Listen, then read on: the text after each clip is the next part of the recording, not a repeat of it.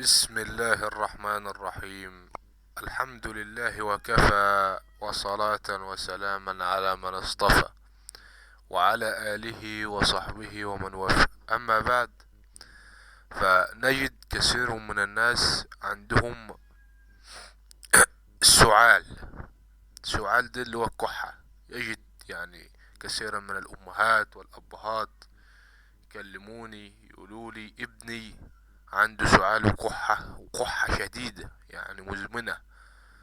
بدل ما تروح تاخد حقن وكيماويات وبخاخة ومش عارف وكلام فاضي وكرز وفيها حاجات ضارة، خدت بالك، وحاجات من ديت. خد الطبيعة ان الحاجات دي اسعافية بتساعد، وفيها كوليسترول وحاجات يعني نافغين عنها. خد الحاجات اللي بتعالج الطبيعي اللي ما فيهاش ضرر، حتى لو فيها ضرر تبقى فيها نسبة صغيرة ضرر. هات ورقة وقلم واكتب وراء الأعشاب لعلاج السعال أو كحة، وحتى لو سعال مزمن أو كحة مزمنة إن شاء الله. وحتى لو في سعال تيجي إن شاء الله يتفك، بس تدعيلي وتدعمنا بلايك واشتراك، ده أهم حاجة عندي عشان يوصلك كل جديد.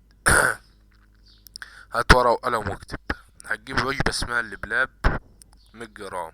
اسمها اللبلاب، اللبلاب 100 جرام. وتجيب زعتر 50 جرام. زعتر بري، زعتر بلدي، بس زعتر بري افضل. زعتر كام؟ 50 جرام. ورق جوافة برضه 100 جرام. ورق جوافة برضه 100 جرام. و50 جرام كام؟ 50 جرام قرنفل. وهتجيب برضه 50 جرام شمر.